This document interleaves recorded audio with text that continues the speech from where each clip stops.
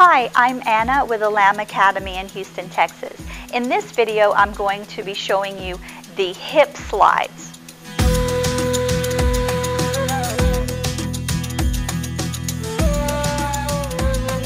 Let's begin by working on the hip slide side to side. Of course, we always start by getting ourselves into the proper dance posture. Always first beginning at the knees. They're a little bit soft, but relatively straight. So from there, what we're going to do is very, very simple. We're going to take the hips and we're just going to push directly out to the side. First to the right and then to the left.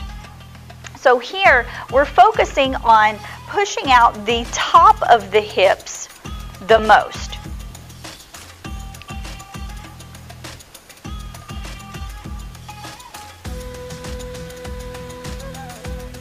Hip slides, I feel, can sometimes be difficult for the beginner because they feel like they want to swing out the hip rather than to push out the hip.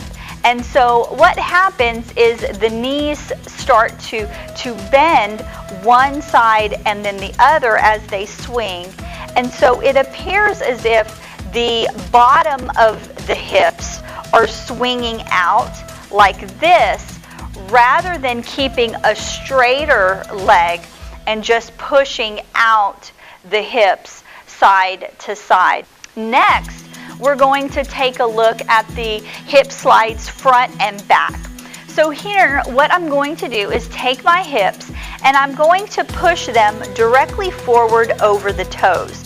Notice that I'm keeping the hips straight up and down. I'm not tucking the tailbone, pushing the lower hips forward. I'm keeping it flat, straight up and down. And then as I pull back, here I do want to tuck the tailbone just a little bit as I pull back over the heels. Because what I want to do is to keep the lower back long by tucking that tailbone just a little bit rather than releasing the tailbone and poking my hind end out. I want to keep it rounded a little bit in the back. So again, showing you the push forward and then showing you the pull back. As we work on the hip slide forward and back, it's important to not be shy about moving your weight over the toes or past the heels. Early on, you may feel as if you're not well balanced as you're doing this. Remember again to keep the knees a little bit soft. You want to feel very rooted and stable into the floor with your feet, okay? So as you slide forward, make sure that your hip is indeed going out over the toes. And as you pull the hips back, make sure that you're able to pull them past the heels, because if you keep it too close or within your feet, it's not going to look that big, okay? So you want to make sure that you're really getting comfortable with pushing your weight way out there, forward and back.